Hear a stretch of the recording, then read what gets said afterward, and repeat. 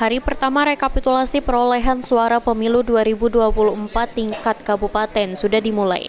Rekapitulasi yang dijadwalkan berlangsung 3 hari ini dimulai hari pertama untuk 3 dapil. Ketua KPU Oki Muhammad Irsan menjelaskan, hari pertama pleno hasil perhitungan perolehan suara yakni Dapil 1, Dapil 5, dan 7, meliputi Kecamatan Tulung Selapan, Cengal, Air Sugihan, Pangkalan Lampam, Sungai Menang, dan Kecamatan Kayu Agung. Pleno ini dijadwalkan selama 3 hari sejak Kamis hingga Sabtu 2 Maret nanti. Tanggal 29 itu, yaitu dapil pertama itu dapil Kayu Agung, dapil yang kedua itu dapil Tigo, Air Sugihan, Tulung Selapan, Pangkalan Lampam, dan dapil 4 itu Cengal, Sungai Menang. Jadi perkiraan kita kemarin ini bisa berjalan dengan lancar, bahwa ya perkiraan 1,5 jam selesai. Kita sekarang kan lagi ada sanggahan dari saksi, ya mungkin molor.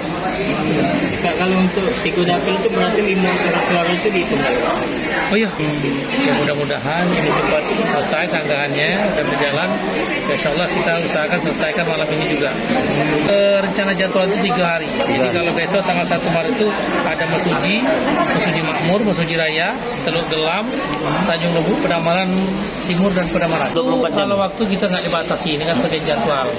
Ya pokoknya kita harus selesai semuanya. Kalau nggak selesai hari ini, berarti besok. Ya jadi digeser jadwalnya. Ya. Namun kita dibatasi memang sampai tanggal 6 Maret. Di sela pelaksanaan rapat pleno terbuka tersebut sempat terjadi sanggahan dari salah satu saksi Partai PAN.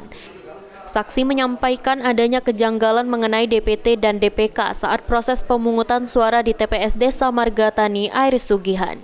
Meski saksi yang menyanggah sempat meminta untuk dilakukan pembukaan kotak suara, namun Bawaslu menanggapi agar saksi melaporkan terlebih dahulu temuan tersebut agar tidak mengganggu jalannya rekapitulasi tingkat kabupaten. Novan Wijaya, PAL TV.